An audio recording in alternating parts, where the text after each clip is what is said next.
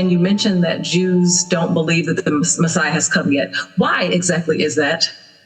Because they have, okay, and I guess I've looked into some things that have given me peripheral understanding of this more recently.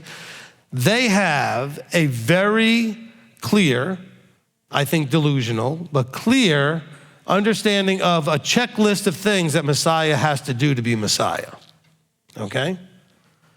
That checklist doesn't necessarily appear here. Some of the stuff in their checklist is purely out of their traditions, but their expectations for someone to be Messiah is they have to check all these check boxes, okay? And Yeshua didn't check all their check boxes.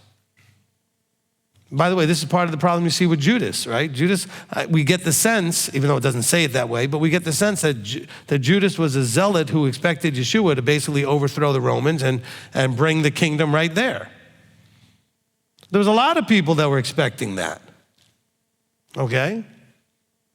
And so that didn't happen. So according to the checkbox theory, he fails, he's not Messiah, all right? We also have, again, the understanding of Mashiach ben Yosef versus Mashiach ben David, okay? Mashiach ben David being the kingly Messiah. So we see Yeshua fulfilling those roles in two events. The first one's already happened, the Mashiach ben Yosef, the suffering servant. The second one, the kingly Messiah, comes when he returns, okay? The Jews don't necessarily see it that way. Sometimes, some of them see it as two different beings doing it at the same time. I mean, there's lots of different theories they have. But then here's the problem. Once upon a time, there was a thing called Christianity that was given birth to. I'm not saying Messiah coming the first. I'm saying this thing called Christianity was given birth to, which came after Messiah, after he died and was resurrected. And the Messiah that presented was something the Jews could never accept as Messiah, because it was used to persecute them, attack them, condemn them, whatever it was used for. They could never believe in that Messiah. And they taught people that Messiah did away with the law, that Messiah did all these things that was completely unacceptable, unimaginable to a Jew.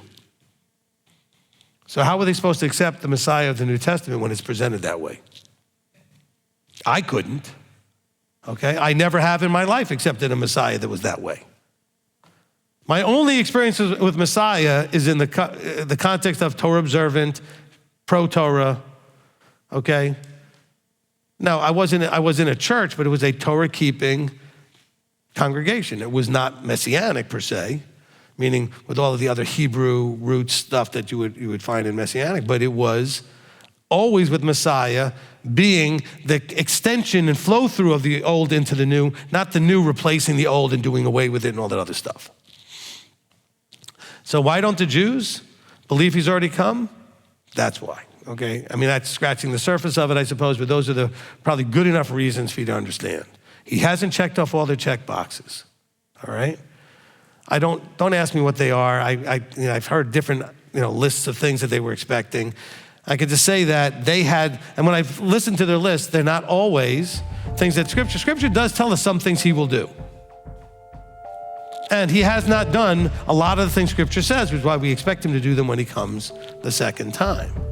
But we also understand that he didn't have to do those things the first time. There were other things that needed to happen the first time. So there's differences of opinion.